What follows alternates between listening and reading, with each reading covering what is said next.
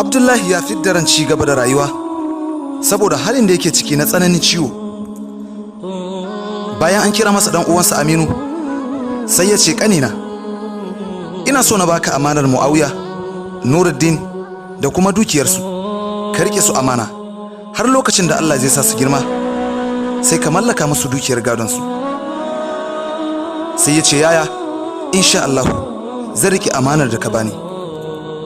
Sai Abdullahi ya fara cewa, Aminu, Aminu, amanar ‘ya'yana. Sai Allah ya masa cikawa tare da faɗin kalma mai tsarki a bakinsa, la ilaha illallah Muhammadun Rasulullah sallallahu alaihi wasallam. Aminu ya fara cewa, yaya, yaya, yaya, inna lillahi wa inna ilaihi raji'un. Sai Muawiya ya ce, kawu, me ke faruwa da babanmu? Babanku Allah ya yi masa cikawa. Muawiya ya ci gaba da zidda hawaye yana cewa, yanzu shi kenan ya tafi kenan, ba za mu sake ganin shi ba? Sai dai ku yi haƙuri, addu'a ya kamata ku dinga masa. Bayan kwana 3, masu aiki a kamfanin Alhaji Abdullahi sun dawo da duk wani kadarorin Alhaji Abdullahi da yake hannunsu. Suka miƙa shi ga ƙanin Abdullahi, wato kawunsu Muawiya. Daga lokacin da aka mika duk wani kaddarorin gadon su Muawiya a hannunsa, sai ya fara tunanin me zai fara aiwatarwa, domin burinsa ya cika, saboda abin da yake nima ta samu. Sai dai ya manta da alƙawarin da ya ɗaukar wa ɗan uwansa na zai rike duk wani amanar da ɗan uwansa ya mallaka mishi. Wata rana Muawiya da Nuruddin an koro su daga makaranta saboda ba su biya kuɗin makaranta ba. Sai suka je wajen kawunsu domin su sanar da shi. Suna isowa gare shi, sai suka gashe shi cikin girmamawa tare da faɗar mishi cewa an koro su a makaranta a sakamakon ba su biya kuɗin makaranta ba. Sai ya ce, wannan makarantar taku ta cika tsanani da yawa. Sai Muawiya ya ce, haba kawu, a haka fa babanmu yake biyan mana kuɗin makaranta, kuma ya bar dukiya mai yawa domin a kula da mu da su. Kuma amma kawu, ai ka biya wa Aisha kuɗin makaranta, me yasa ba za ka biya mana namu ba?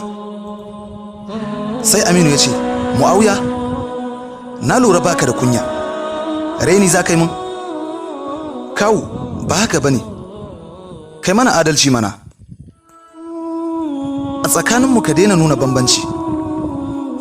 Kai, na lura baka da tarbiyya,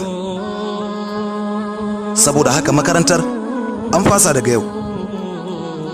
Ku ci gaba da zama a gida, domin ba zan yi almubazaranci da dukiya ba. Kawu, ba sa insa zan yi da kai ba, amma ka manta cewa amana ce aka baka mu da dukiyarmu.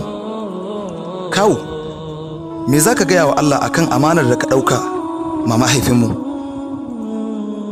Wahalar da kake bamu ta fiye mana mu shiga duniya, kuma kar ka manta cewa ko ba daɗe ko ba jima za mu dawo domin asar dukiyar gadonmu da take hannunka. Sai Aminu ya fara ankarewa cewa lallai Muawiya ya fara mallakar hankalinsa, lallai kasancewansu a duniya za su zamanto barazana ga jin daɗin rayuwata. Sai ya fara tunanin yadda za a yi su bar duniya, ma'ana ya kashe su, domin ya tabbatar Muawiya ya kai misalin yadda zai iya kwatarwa kansa yanci. Bayan sati ɗaya, Muawiya sun bar gidan mahaifinsu, suna hanyar su ta shiga bariki. A sanadin wulakanci da tozarta da suke fuskanta daga gurin kawunsu, sai Nuruddin ya ce, yaya, ina za mu tafi haka? Sai Muawiya bai iya ce masa komai ba, bayan hawaye da ke zuba a idanunsa.